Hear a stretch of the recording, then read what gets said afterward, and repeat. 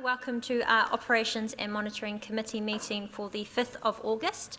I'd like to remind everyone that the meeting is being live streamed and to please have your mobile phones on silent.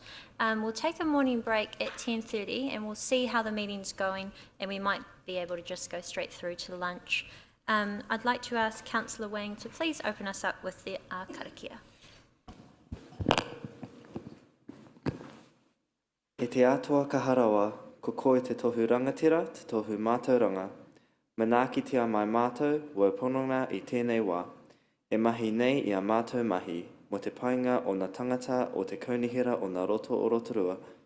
Takua mai kia tau te rangi marie, ki runga I a mātou I na wā katoa. Ko hihu karaiti, hoki tō mātou ariki. Amine. Kia ora, thank you, Councillor Wang. I now call for any apologies. We have an apology for Mr Waru and her worship the Mayor on council business. Councillor Kaifong? Apologies for early departure. Thank you. Descended for the Mayor. Thank you. There appear to be no others. May I please have a mover and a seconder? Moved by Councillor Okawa-Tate, seconded by Ms Bray. All those in favour, please say aye. Thank you. Are there any declarations of interest this morning? Yes, Councillor Donaldson. Thank you, Madam Chair. I'll be declaring an interest on one of the items in confidential and not voting on it. Thank you. Okay, there too. There appear to be no others. Any urgent items not on the agenda? Councillor McPherson. Yes, thank you, Chair. I have four items. The first one, and these are all regarded as very urgent by ratepayers. The first one is the clarification of health and safety regulations relevant to the walkway. That's the first item. Would you like me to list the four? Yeah, I think if we take them one at a time. Okay. So what's your the item that you wish to raise for that, the health and safety? A qualified engineer has assured me that the regulations indicate that if the gap between the level of the walkway and the water is more than a metre, there must be health and safety. There must be health and safety gates, you know, fences and so on. Now, would you want that that professional advice provided to council, or would you like some of the pathway used to take that into account? Thank you for raising that as an urgent item. It's not an urgent item just because through the consenting process, I mean, everything's been deemed fine. We have followed health and safety procedures as required, but perhaps I could ask JP to have a chat with you after just to confirm that so that you can provide that feedback that's advised you otherwise. Thank you. That's the first item. The second is the schedule of rates increases authorised on page 141 of the LTP apparently contains an error. I'd like that confirmed. And secondly, how do we intend to respond to ratepayers who are also finding significant differences between the rates increases authorised and what they're being asked to pay in their rates bill? It's an urgent item, but there's some incorrect information. To just clarify that for you. Thank you. Through you, Madam Chair, apologies from Thomas Colley. He is off sick today, so I will try to attempt to answer that one. There is no error on page 141. Just draw your attention to the table on page 141. It is a sample of rates. So it is indicative rates from actual properties within the district. Where there has been where there has been a misunderstanding is that the properties used in the higher capital values have not been indicative properties of the actual increase in capital value. So they haven't shown the true percentage of that capital value movement. So to remedy this, we have gone back to the sample and selected properties that do show a more indicative increase in capital value to show the relationship of capital value to the rates increases. And your next point, Councillor McPherson. Thank you. The significant changes to RED's role, as foreshadowed in previous meetings, The question is, when will that be notified for public consultation to be consistent with Council's significance policy? Sorry, can you just repeat the first part? I didn't catch it. Please clarify when the significant changes to RED's role, Rotorua Economic Development, RED's role, that significant change, half of it is going to be redirected into becoming a property development company. That is a massive, highly significant change. Surely when will that be notified for public consultation to be consistent with Council's significance policy? Point of order, Madam Chair. Yes, Councillor Kaifong. RED is not going to become a property development company. Yes. Well, describe it as you will. It's a massive change.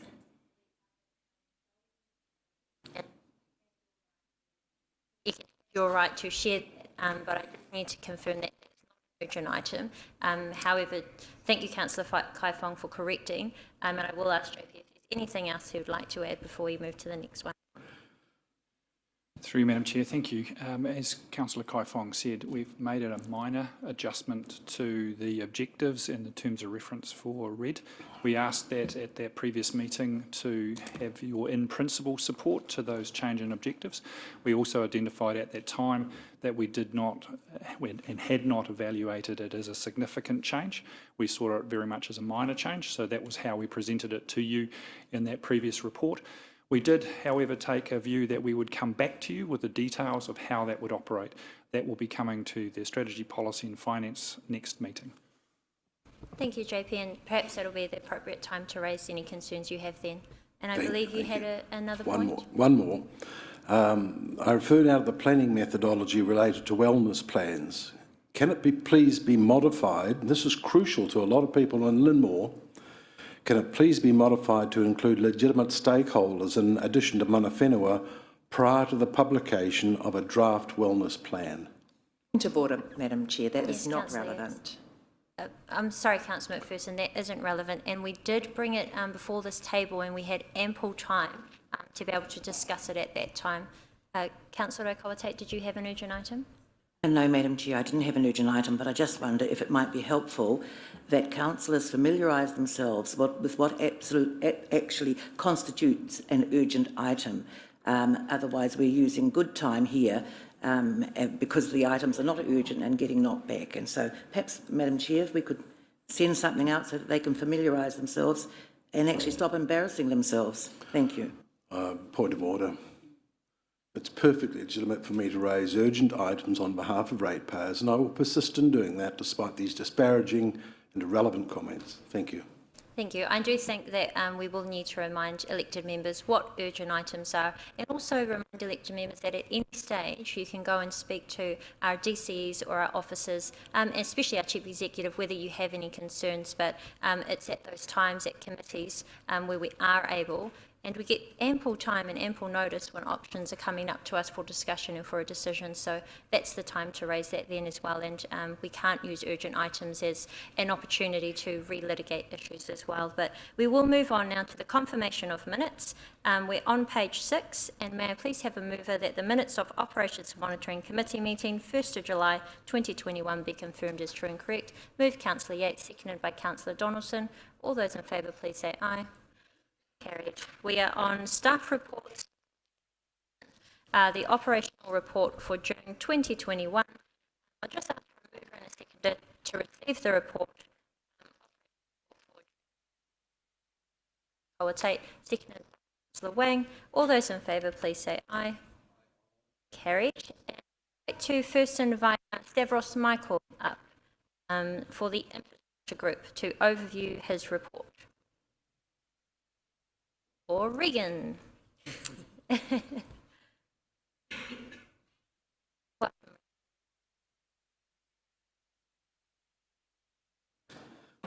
Morena tātou katoa. I'll largely take our report as read today. There was just a few points I just wanted to draw your attention to. One, that our renewals programs were completely completed, so that's a very important part of our asset management. So as our council and our governance team, you can feel very happy that we are doing what we're saying we're going to do to look after what we've got. The community consultation for the extension of our rural waste rollout has now completed. Officers are reviewing the information and we'll be working through the responses. Once that's been completed, a report will be taken to our Rural Community Board.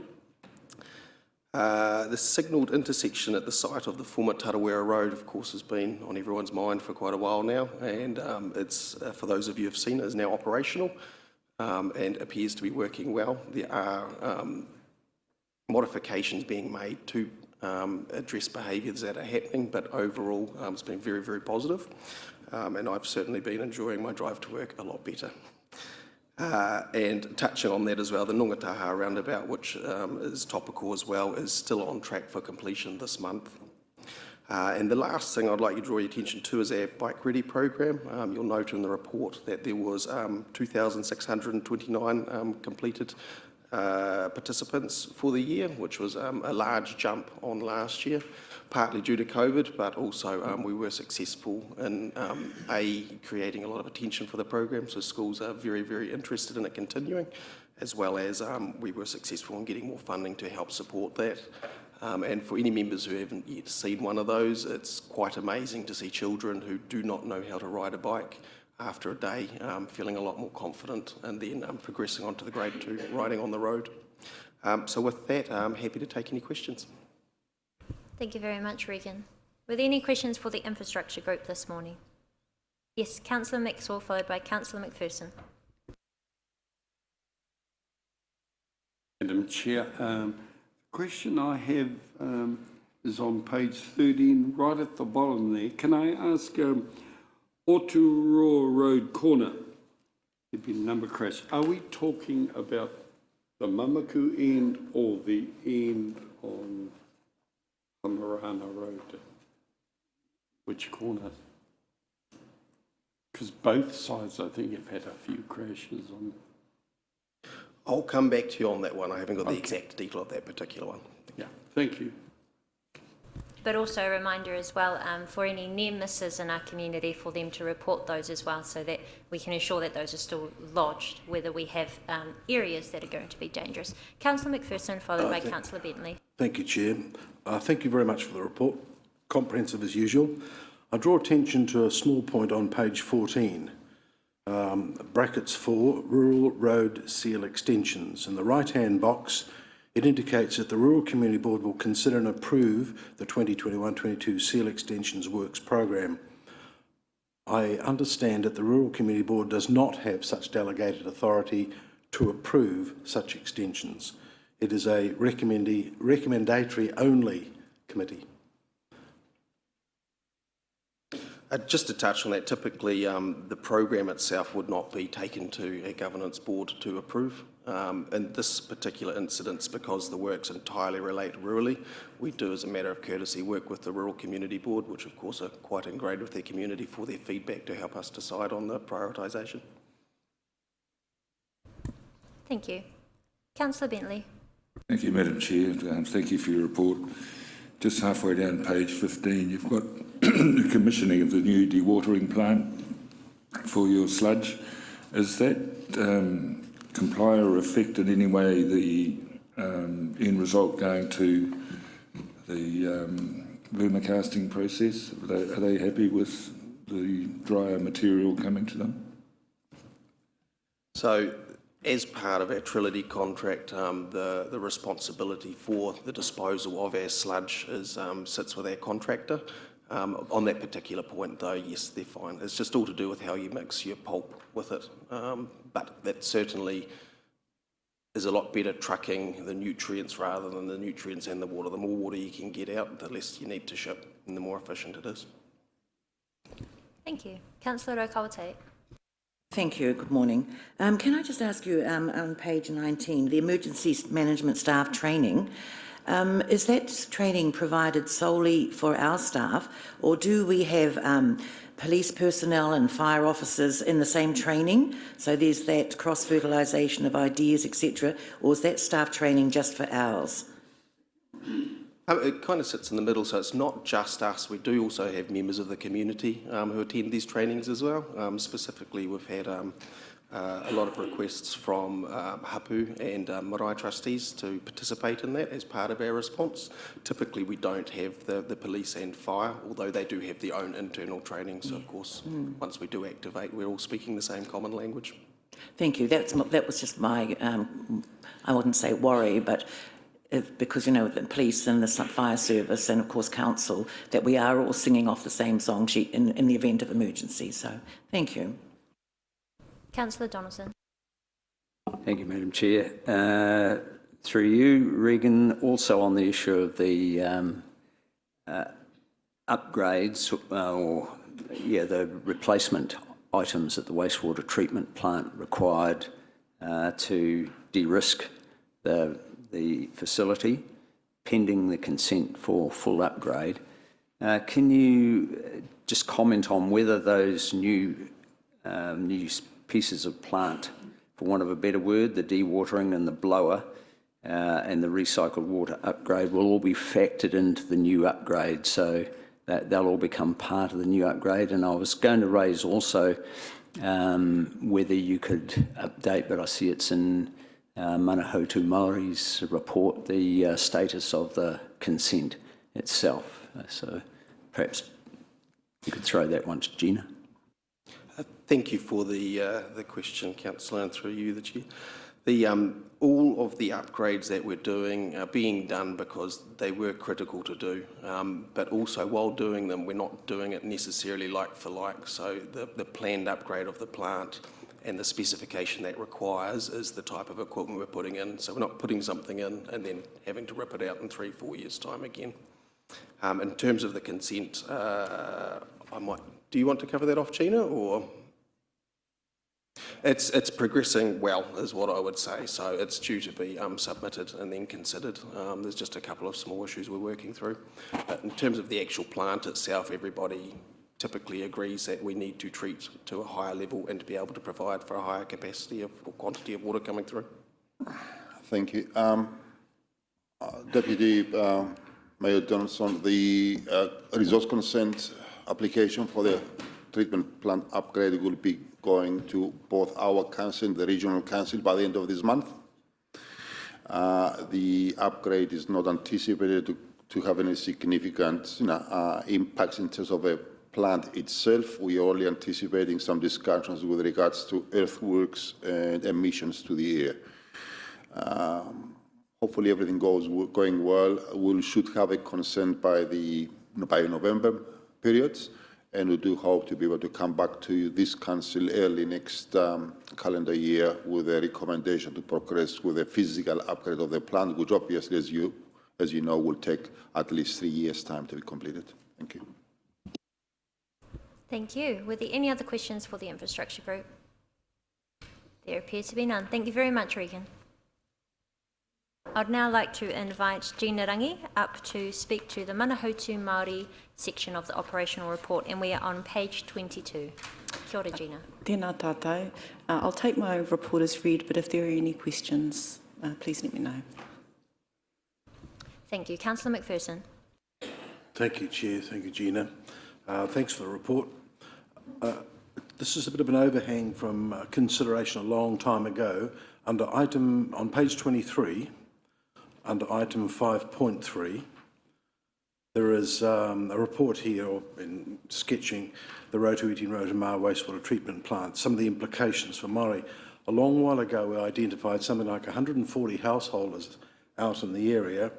They're very low income residents on Māori land, and they were to be connected to this scheme. Now, the question is, what funding arrangements have we been able to provide to help these people? That's probably something that Stavros may want to speak to in more detail.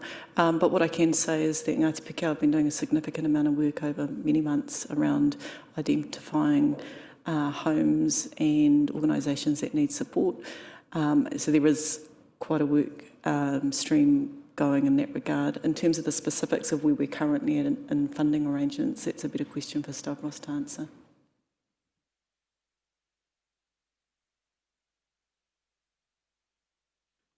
Kia ora. Thank you, Gina. As we have reported back, I think when on 3rd of June, when the recommendation for the remaining part of the Istro-Toiti reticulation system to be installed, the pretreatment systems, Councillor Macpherson is quite right in that report we have identified a significant number of multiple Maori-owned lands may have some financial difficulty to comply with the capital funding plan.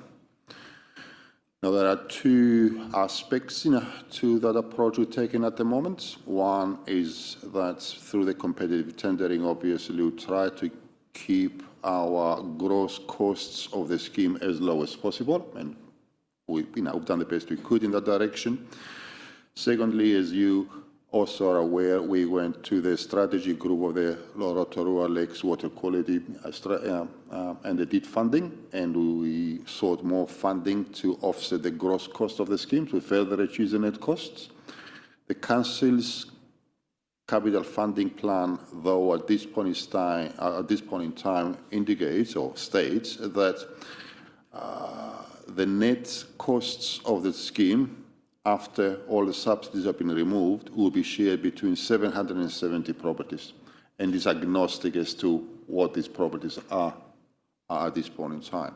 However, our report indicated that in view of the fact that Council will not have to initiate the targeted rate for repayment of that capital plan for another 2 years, we're using this period of time and working closely with Mana Whenua, various iwi groups and the government to identify possible financial assistance for those areas, for those property owners that may not be able in 2 years' time to uptake and start repayment of the targeted rate plan. So this is work in progress. However, the Council's capital funding plan has not changed at this point in time. Thank you very much. I appreciate the answers.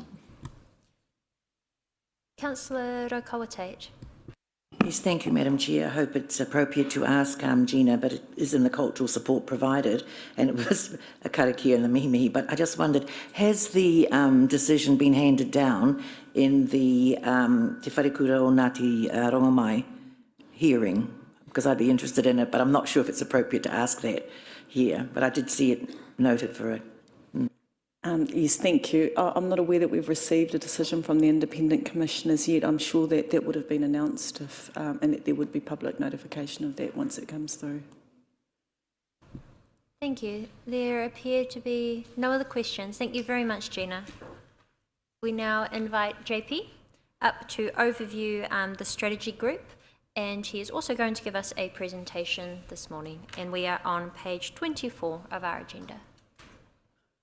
Welcome, JP.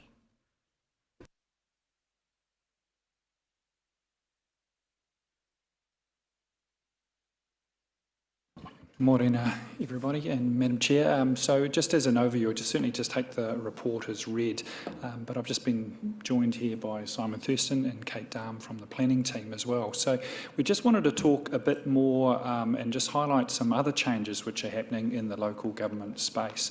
Obviously, there's a lot of conversations happening about Three Waters, and Stavros and the Chief Executive have fed back at numerous times on that, but probably another particularly fundamental change that's rolling through the local government space is the reform of the RMA. So we've just got a bit of a brief presentation here which highlights where we're up to with one of the new acts which is going to replace will be part of that RMA reform. So we'll just talk about that briefly, or I'll hand across the team to take you through that little bit of a presentation.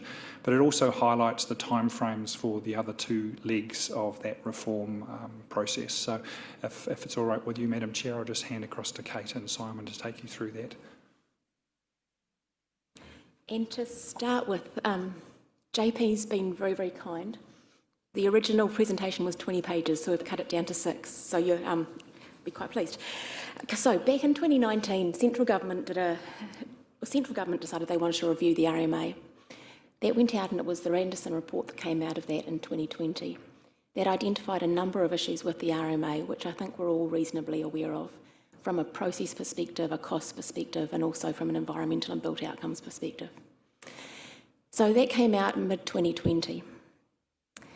This is the report. It's 500 pages. It's quite complete. Out of that, central government has now come out with a first exposure draft of the National Built Environments Act. So we wanted to bring this in front of you today just so that you've got a heads up about it, because it does have implications for central or for local government. So today we're going to provide a high-level overview of the Act, or of the first exposure draft of the Act, and outline the key points in the LGNZ submission, which RLC staff have supported. So that was due yesterday, and we've supported that.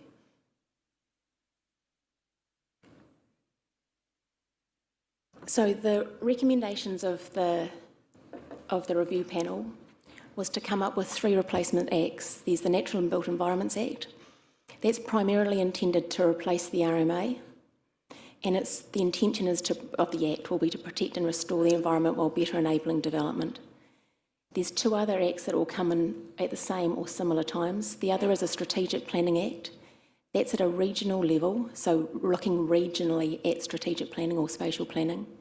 And it's looking at coordination of actions, so that's making sure that planning, land transport, climate change, local government funding, all those good spatial planning ideas are covered in one act to get better urban outcomes. And then the last act is the Climate Change Adaptation Act. That was originally referred to as I think it was Managed Retreat and Climate Change Adaptation. So it's looking at those climate change issues, managed retreat. So the focus today is looking at the National and Built Environments Act. It's a first exposure draft, so they've put it out prior to going, it's not a bill yet, it's just prior to becoming a bill, they've put it out for comment. It's not complete, they've just identified the key ideas that are proposed for the Act. What is included in the consultation from central government is the purpose and related provisions, a proposal for a national planning framework. So currently with the RMA, there's a part of the Act that talks about national guidance, and you have national policy statements, for example, on urban development, on fresh water. There's probably 11 or 12 national policy statements, national environmental standards. Those have come out with the RMA, but they haven't been coordinated.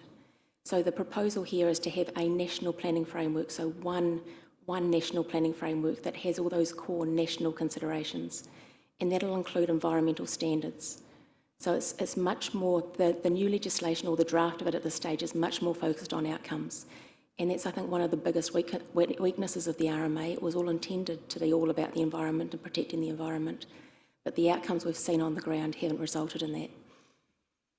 Other than that, and this is the key part for us, I think, is what is proposed is natural and built environment plans, and they'll be administered by a planning committee. So I'll talk about that on the next page some more, but it's an idea of a regional plan as opposed to regional policy statements, regional plans and district plans. So instead of within our areas, we won't have a Whakatane district plan and a Podaki, a Tauranga, etc. It'll be one regional plan. No,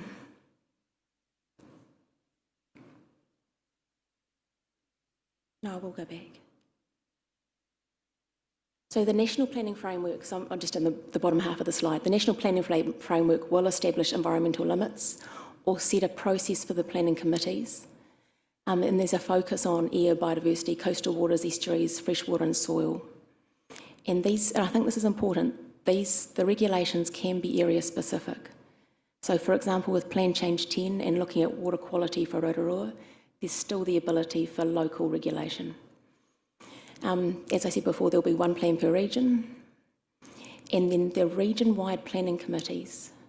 So instead of currently, when we initiate a plan change and we make a decision on a plan change, it comes back to you guys as councillors to approve, that will change. It'll go to a regional planning committee made up of the TAs, mana whenua, and a representative from DOC. So that's quite a big change. There's some real positives associated with that, but some also, from a local control of workload and what happens, it's quite a major change. And the overall intention is to make planning and consenting faster and more efficient. And I think it's clear at the moment that there's some real problems with the existing system. Planning is really slow, costly, and isn't coming out with great outcomes. One specific detail I've added here is this planning committee.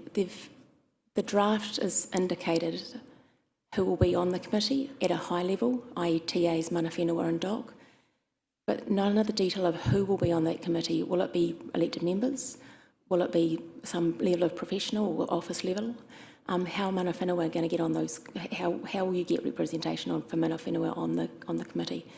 So there's an awful lot of detail that needs to be worked through. So the purpose here has been just to highlight that these are quite significant changes. It has come out as a first exposure draft. It isn't even a bill yet, but next year it will come out and it's anticipated to go through quite quickly.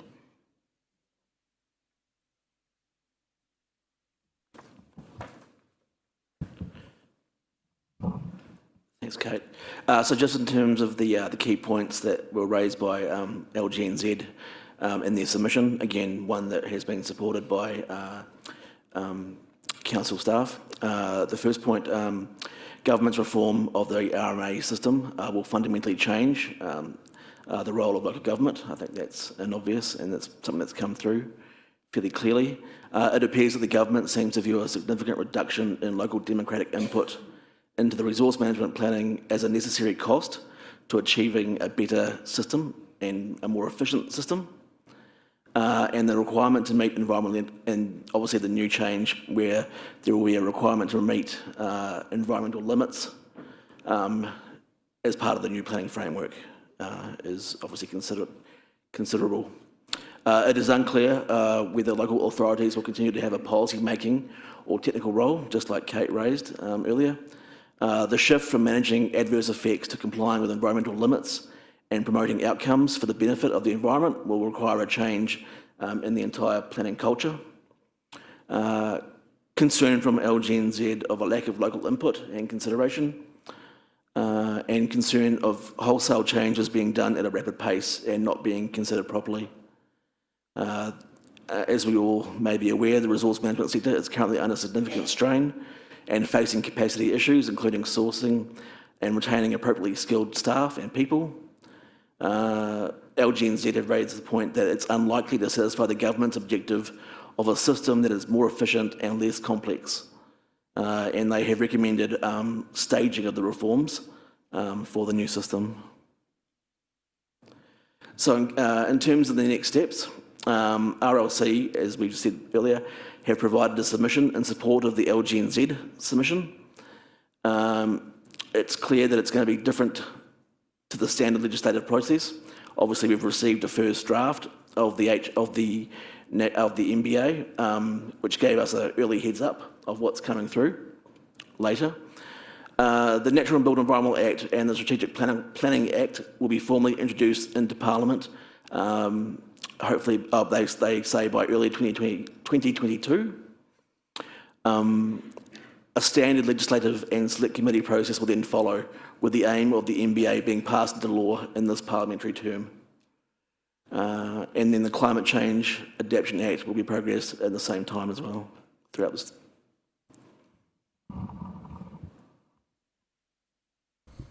Thank you very much. I might just open up for any questions on the presentation at this stage. We have a question by Councillor Rotorua, followed by Councillor McPherson. Thank you, Madam Chair. Thank you. This is certainly a big change. JP, one of the major criticisms of the RMA was that it was not consistently applied right throughout the country by various local authorities. So will this NBA and the strategic plan, do you think that's going to then address that? Because it seems to be that local authorities are being removed to a certain extent, and I just wonder if that's then going to address or allow us then to see consistency applied throughout the country. To some extent. So you're going to have the there's so many Brahman acronyms. The national level planning framework. So your environmental limits will be nationally set for the majority of them. There is an ability for those to be set by the planning committees at a regional level. and you'll have a regional level plan as opposed to individual district plans. And also alongside that, you've got the stream of work, which is standardisation of a lot of the district plan terminology and formats to make things easier. But on a case-by-case, consent-by-consent basis, you're still going to have individual planners and individual councils processing. So there will be some local flavour, to put it positively. And probably just adding to that, the core of your issue was that for many small councils, it's very difficult to keep on top of all their requirements from a regional policy statement, national policy statement, and even doing their updates and reviews of their district plans. You know, that's so resource hungry in that space. Bringing them up to a regional level has some advantages for many small councils. The risk, of course, is what comes down through the Strategic Planning Act in the way of almost regional prioritisation for changes and areas of focus. So again, you may see a skewing to those areas with high growth, high demand, high requirements, and really see often other areas not really getting that strategic planning focus they deserve, but the consistency with the Natural and Built Environment Act will be there though. Thank you. Councillor McPherson. Look, thank you, Chair. I really appreciate this briefing. One of the implications that come through is that we're going to have a massive relocation of planning functions, a consolidation at regional level. The question I've got is, what is this going to, where will this leave spatial planning and wellness planning, suburban wellness planning? Thank you. We don't have an answer at this stage, but I suppose I would highlight two things. Certainly, we're already talking regionally, so the regional councils pulling together various TLAs to talk about what this might mean for the Strategic Planning Act. They do try and take a view with regional policy statements about individual territorial local areas, but if anything, we've still got our national policy statement requirements under the urban development. So we need to create our own future development strategy, which is a spatial plan. So for medium and high growth areas, there will still be requirements to have a spatial plan or a future development strategy. That will have to be recognised under the Strategic Planning Act, and that will also then drive some of the work that goes into the NBA as well. So that is a critical at a sub-regional level, and in particular those TLAs with high or medium growth like ourselves.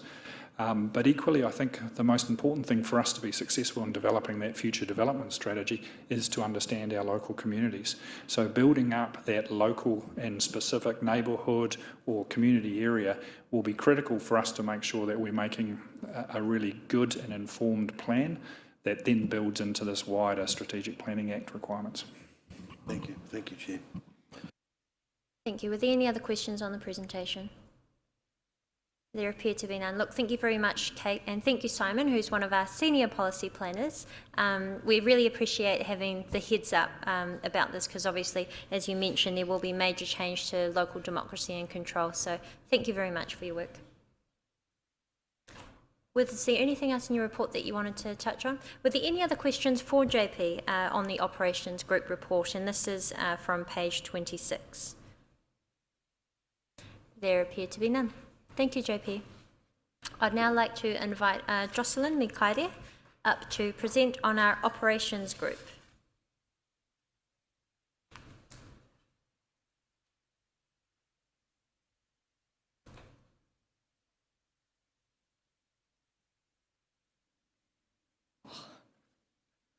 Tēnā tātou.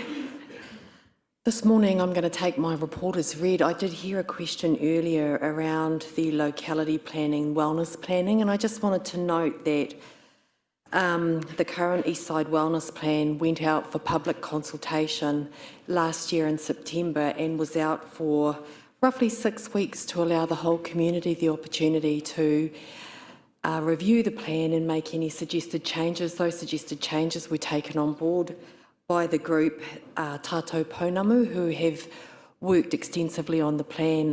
That group is made up of, amongst other, there are a number of stakeholders that participate in that group, including our mana whenua But alongside that, we've got the Mokoia Community Association, Plunkett, the DIA, the Eastern Kahuiako, which is the collective of kura on the east side. Rotorua East Side Lions Club participate in it, along with the Bay of Plenty Regional Council, our Lakes DHB and Orwhata Primary School. Along with the Hannahs Bay residents. So we do feel, and it's really, really important to us, that we do extensive community consultation when we're doing our locality planning and preparing wellness plans. So, and that will continue to be our goal as we begin to do work in other areas. So I did want to just clarify that. I do have a presentation about the lakefront, and I'm going to invite Amy up to Amy and Rob up to come and do the presentation alongside me. So it does begin, there is a video.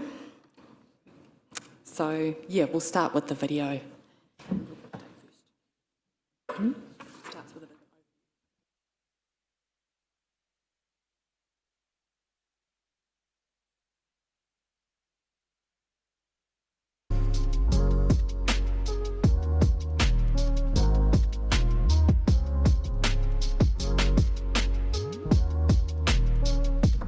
Just a bit of a running commentary, because this was obviously the opening, the karakia that we had at the lakefront.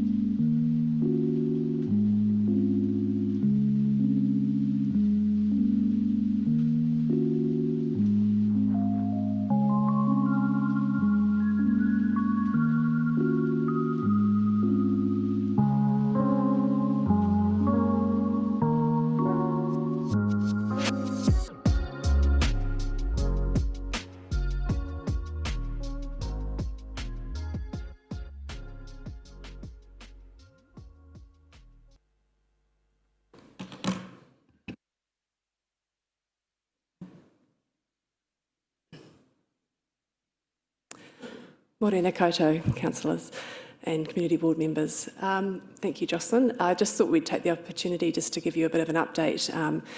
I think since our last meeting, we've obviously opened stage 1 and 1A of the Lakefront Boardwalk, which was quite a significant milestone for the project. And it's fair to say there's a lot of other work going on. So we can just give you a quick update on that through this presentation. We also ran a fantastic competition through the school holidays with the opening, which we just want to show you a little bit of that as well.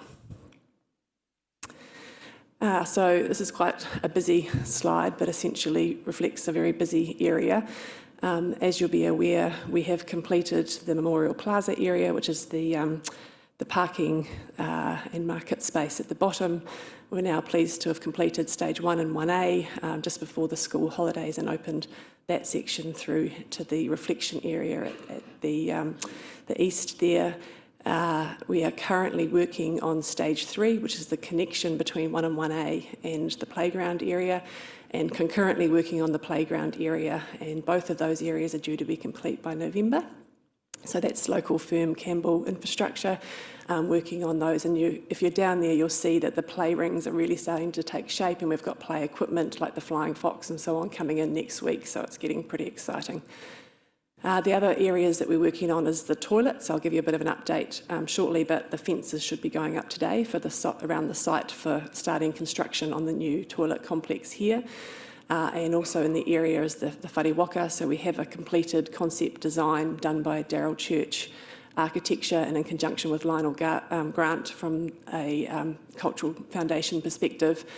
So that's moving into preliminary design, and then we're also talking later on today around the contracting of this last lake edge stage, which is stage 5, and the final other 2 stages, 6 and 7, are progressing through their last parts of design. So just thought we'd give you a bit of an update of where everything is at.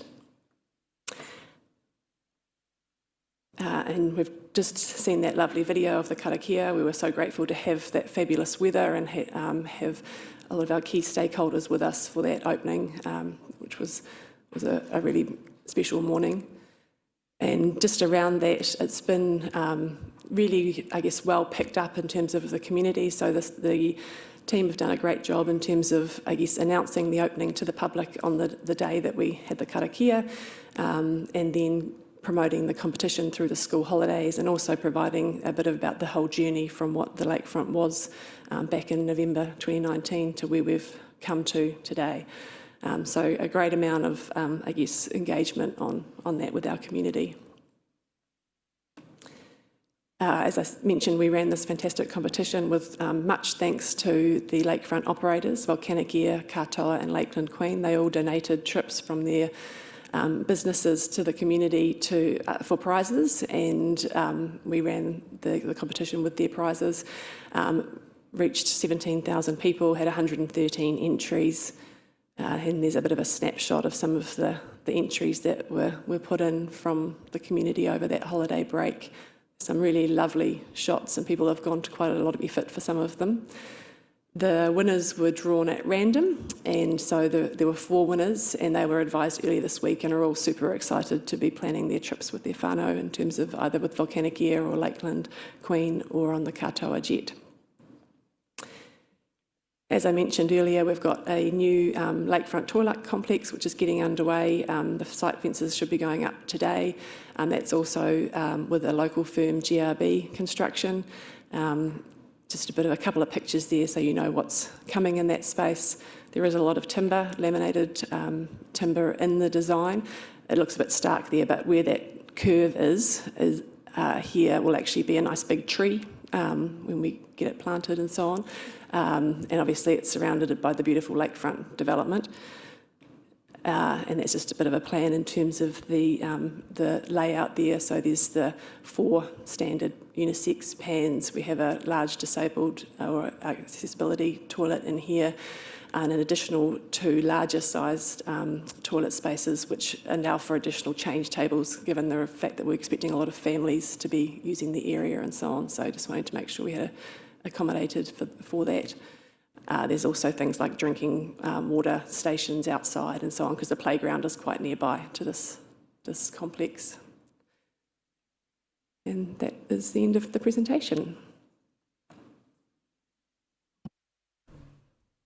Thank you very much. I will ask if anyone has any questions on the lakefront presentation at this stage. And thank you very much for the update. It's beautiful to see the video, and it was lovely to be there on the opening karakia too. Councillor O'Kawate. Yes, thank you, Madam Chair. Thank you for the presentation.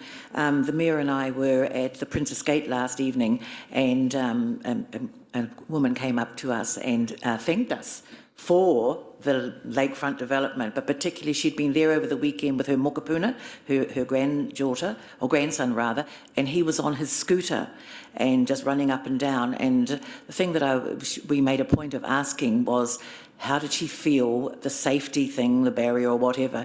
And what she did say to us is, first and foremost, it's her responsibility to look after her mokopuna's safety. That's one thing. But the other thing that she said, which I wasn't quite aware of, she said that previously there was never any barriers there. So she just wanted the Mayor and I to know that from her perspective, she wants to look after the safety of her mokopuna, but she was so pleased to see that there is a little barrier there now, but she just loved it, and roll on summer, according to her. So just wanted to give you that positive feedback. Thank you. Thank you, Councillor O'Kawate. Were there anyone else that wanted to? Yes, Councillor. Thank you, Chair, through you. Amy, just interested in the Lionel Grant art installations. Any proposed time frame for when they'll be installed? Yes, we'll have them installed by the time we open the other stage 2 and 3 before Christmas. So they're all underway. We've got NZ Maki are carving some of the wooden tumu, so we're working in partnership with them. And there's one of the 3 is being carved by another Te Arawa carver under Lionel's guidance.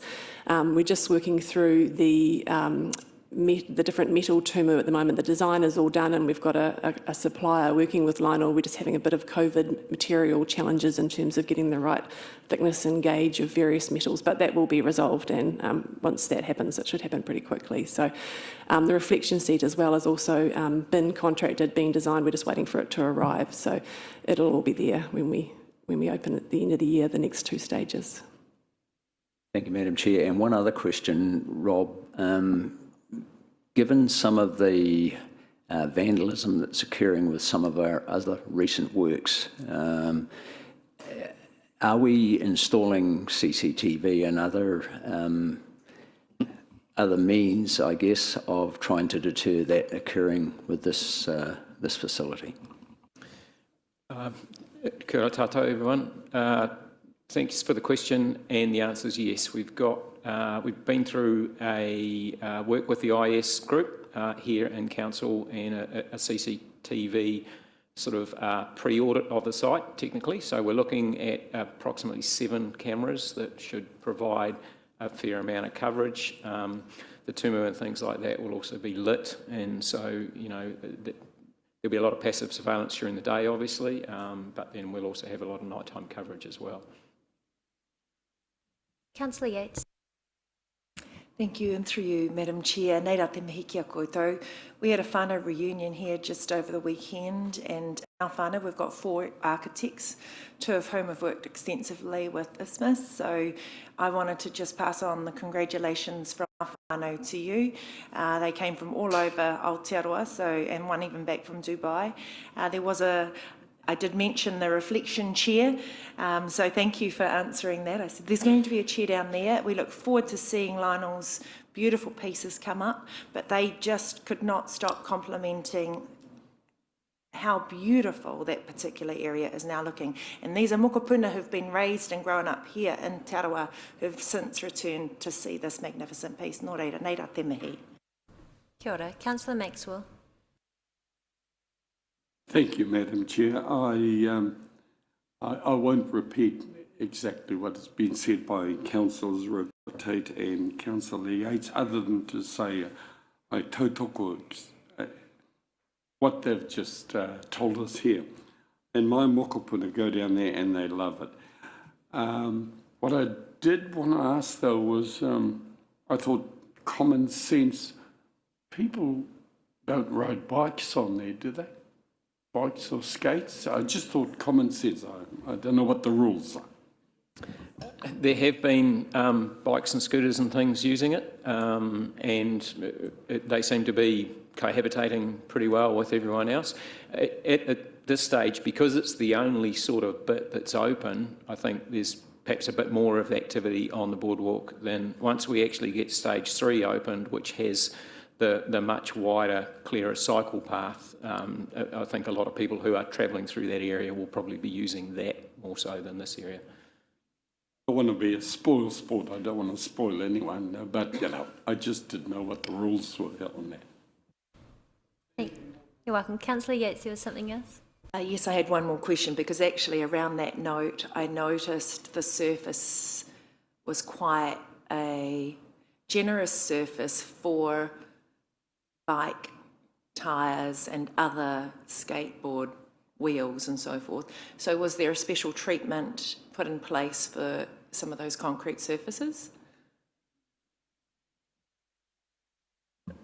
During the design process, small wheels were taken into consideration. You know, where concrete joins were and things like that, there were specific cuts made that wouldn't cause problems for small wheels. You know, it's a family-friendly area, and so the intention was to make sure it stays that way. Thank you very much. And on the family friendly, I just want to thank the team as well for ensuring that so many of our rangatahi, of our students in Rotorua were able to see and be part of the boardwalk process right from the conception when we had workshops with students all the way to as we were designing and constructing that, for them to be able to go along and see the progress, and hopefully inspired many more architects and big dreamers in our community too. So thank you very much for your presentation on the Lakefront Boardwalk this morning. And Jocelyn, we'll hand back to you if there's any other things that you wish to raise for the operation report, but I believe we had a question by Councillor Yates first, followed by Councillor Donaldson. Tapai, my question is for 7.1.2, Te Whare o Te Arawa Museum Project. Do we have an update? I know July was only a few days ago, but just wondering if there might be an update yet. No, we don't have any update at this point. We're wanting to go through all of the information carefully before we bring an update through, and we'll try and get that through in perhaps the next O&M. Kia ora. Thank you. Councillor Donaldson, followed by Councillor Maxwell. Thank you, Madam Chair. I've got two questions for Jocelyn. The first one, pardon my ignorance. The terms drummy plaster and stow plaster I'm not familiar with. And my other one is regarding the aquatic centre. Who's project managing the ongoing work on the aquatic, please? Drummy and stow plaster is actually just a type of system. So the drummy plaster was particularly when we started the process of looking at the asbestos. It was inside the drummy plaster that we found, behind the drummy plaster, we found the additional asbestos. So hopefully that answers that question. I don't want to go any further because I'll just start making things up, which is better I don't do that. In terms of the aquatic centre, at this point we've got Ian Stabler, one of our project managers, looking after that. We're about to get into the tender process, and we'll be coming back with a bit of an update once we've got everything in place and are able to sort of articulate what the project will look like across the next 12 months. Councillor Maxwell. Thank you, Jocelyn. On page 35, 7.4.4, the two bullet points there, large concert opportunity, and then you also said you hope to meet with the Lakeside Organising Committee. Can I ask, at this stage with the Eccles Entertainment there, wanted to put a major concert on in March of next year. I can say now, hopefully it's not on the 17th of March because that's Lakeside's 25th celebration. So give you a heads up on that now before you meet with everyone. Aye, thank you. We have got all those dates in our heads as we're trying to look at dates that are appropriate, but we'll certainly bear that in mind. Thank you. Were there any other questions for the operations group? This is from page 26 to page 40.